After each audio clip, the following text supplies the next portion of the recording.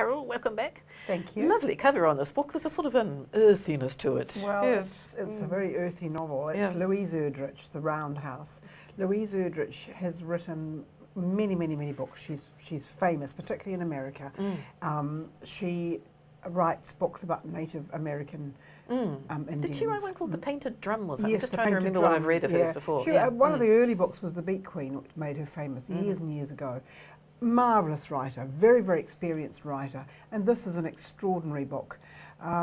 Very brutal at the beginning. It's told through the eyes of a 13-year-old boy, Joe Coots, and he's wonderful.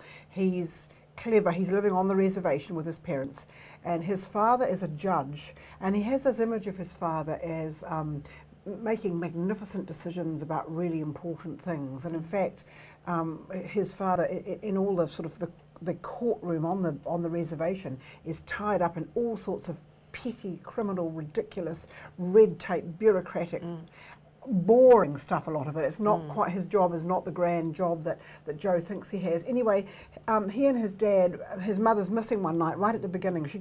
She's involved in family link-ups, really, the family heritage and parentage and keeping records of people on the reservation and so on. Genealogical stuff. But and it's quite dangerous in some ways, because discovering who was the parent of someone can sometimes be quite threatening and so on. She's called to go and deliver a file to someone one night, and gets the documents and goes and doesn't come back.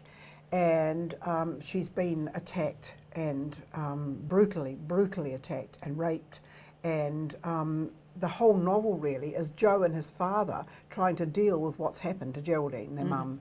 Her reaction, her response to the whole thing is literally to take to her bed and turn her face to the wall. It's almost like she's had the bone pointed at her. And so she goes into she won't communicate, it's complete isolation. She just, can't deal with it at all.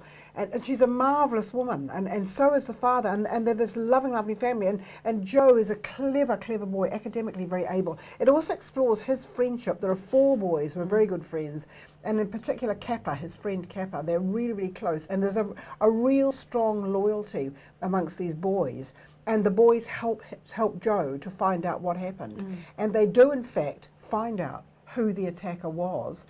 The crucial thing in terms of Native American Indian law is where the attack happened, and she cannot remember. She's so brutalized, she cannot be precise about where it was. Now, if it was on the reservation, they can get the guy and prosecute him. If it was on another bit of land, a different law applies, and there's another bit of land, a different law would apply again. And so one of the things that Louise Erdrich is exploring is that whole issue of the law and how it applies.